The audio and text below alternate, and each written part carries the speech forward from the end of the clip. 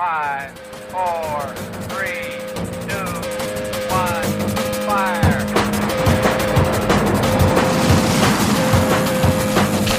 The only thing we have to fear is fear.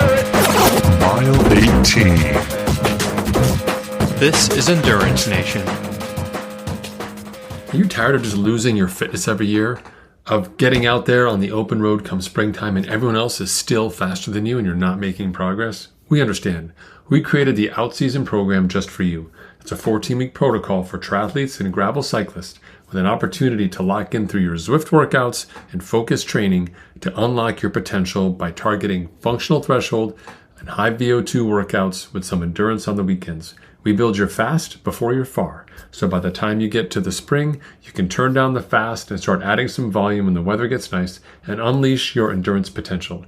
Stop following the same program and hoping you get different results. Head over to endurancenation.us/outseason to get our 14-week program for one low price now. Most masters athletes don't lose fitness simply because of age. They lose fitness more rapidly because they waste their energy chasing their ego. When you're over 40, like me, and let me tell you, I'm a couple of years past the 40s, the game changes, right?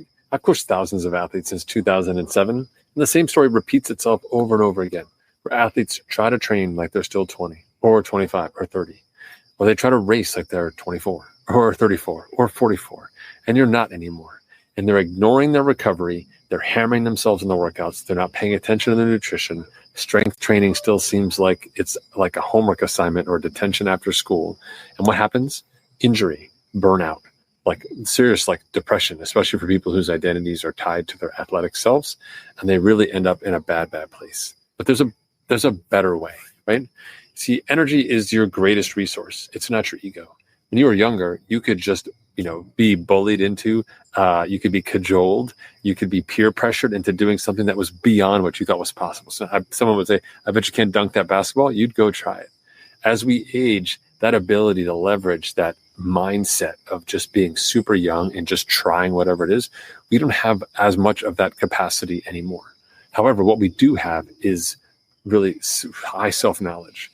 We have incredible wisdom, earned our stripes through the ups and the downs over the handlebars, the mistakes that we've made in our past. We have an understanding of what does and doesn't work for us. We've built systems over time, and we've seen glimpses, in fact, repeat glimpses of what it means to put together a great season or a great race or whatever great means to you. And so when we think about it, actually the distribution of energy is your greatest resource. Whereas before, you would rely on your ego for these sort of hero moments in your season. Instead, we can rely on the smarts, the intelligence, and the skin in the game that you've been placing for the past 10, 15, 20 years of your competitive life, and turning that into a strength where we can actually figure out where's the best place to invest your energy for the maximum result. That's why we say inside Endurance Nation, for the 4 pillars of Masters Endurance, it's always energy over ego. So listen, by the time you've hit 40 or 50 or 60, your body's changed. You've seen it in your day-to-day life. You see physical, you see mental, you see like spiritual manifestations of coming up to that understanding of what it means that you are no longer able to do whatever that thing it is, right? And so when you think about that mental capacity change, that focus, positional change of sort of, I'm on this side of the line when I used to live on this side of the line, it's a tough place for people to reconcile, regardless of gender, regardless of sport, regardless of experience, regardless of goals. Understanding human limitations and recognizing that those pertain to you now is a huge and tremendous shift. And for many people, it can be depressing. But as a coach, I've never met a constraint I didn't like. If I can't do this, there's plenty of other options. There's always a way to go around, over, under that hill. We just have to be strategic about it, right? So really, I want you to think more about your energy as a bank account. Whereas before you had this unlimited credit card where you could do whatever you want. Now you've got to be a little more deliberate. And we're going to use our skill and nuance to understand where we want to place our money, right? Where we can make a leverage bet, where we can actually get the most ROI for our effort and turn that into your strategic advantage, whether it's competition against yourself or looking to do a performance in a particular event, okay? And this is where ego comes in and really comes to like undermine you. We see it on social media these days, but it's easy to see that sense when your bravado is kicking in, you're trying to do something that sounds cool or that you think is impressive, but you really realize it doesn't have anything to do with you. It has something to do with this external part of you, the one that is really aware of what others think or aware of what others will think about the efforts you're doing, and has really very little to do to you, right? And so as we start to walk this fine line of coming to terms with our body, we also have to come to terms with this alter ego, the ego that has been driving us. What was originally sort of a partner on this journey that was pushing us to achieve incredible outcomes, but now also is a liability, or sometimes asks us to write checks we can't cash, and we do not want to be placed in that situation. So let me give you an example. Let's take a half Ironman. Let's take a really solid 6-hour effort, right? What does it mean to put together a good 6-hour effort? When we're young, you've got lots of opportunity to overachieve. You can mess up on the swim or go too hard on the bike. Your body will be able to recover and adapt and refocus. Now, as we think about being a master's athlete, we don't have the ability to recover back. Once we've burned a match, it's gone until tomorrow, or maybe later this week. We don't have the luxury of being that crazy. However, we have the capacity to be much smarter.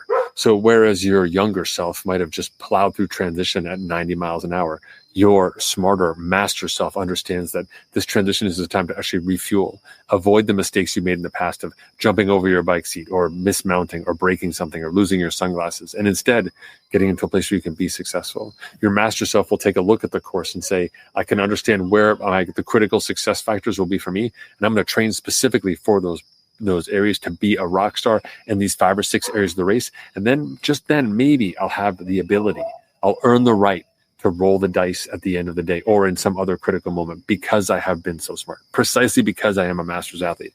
It means that I can do better, and because I've taken my ego and I put it down. And the most interesting part about this transition of thinking about energy over ego is that all of a sudden it's very easy to see the ego in everyone else.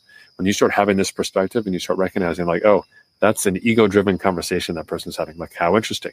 Like I too I'm tempted, or sometimes I do have those conversations. Can you develop that perspective and the ability to resist the pull of ego long enough to realize the inner strength and potential that you have based on all the years in your sport? Whatever if it's a new sport or just endurance sports in general, can you get there? So this, my friends, is a call to action. This is the first of the 4 pillars of Masters Endurance. Over the next few weeks, we'll be rolling out these videos here on YouTube to talk a little more deeply about it, and to also give you a preview of our Mastering Masters, the focus that we'll be rolling out here inside Endurance Nation for the 25-26 winter as we move into our out season and beyond. The majority of our athletes are 40 plus. In fact, the majority of them are actually 50 plus. And honoring our athletes and supporting them on this journey, so they have more time in their life, they have the equipment already in check, they've got more ambitions and a desire to branch out and try new things with their awesome fitness that they've built so far. We're going to be giving the protocols and processes to do that. And inside Endurance Nation, not only will we be providing the answers, the resources, the discounts, the training plans for those masters athletes, but we'll also have the community, a place where you can ask one another questions. What does it mean to be perimenopausal? What does it mean to have low testosterone? What does it mean to really think about my diet? Are GLPs right for me or not? What happens if I do have to take testosterone? What does that mean for me competitively? All those things will add up, and over time we'll be able to put them together in a way that actually lets you become successful over time. We do it together. We do it without searching Google or using ChatGPT, but talking to people who've walked this path, capitalizing on not only what we've learned over over time and over the years, but we can capitalize on what our friends, our peers have also learned. Thanks so much for tuning in. I look forward to seeing you for the next video, the second pillar, when I get back. See you, everyone. Endurance Nation.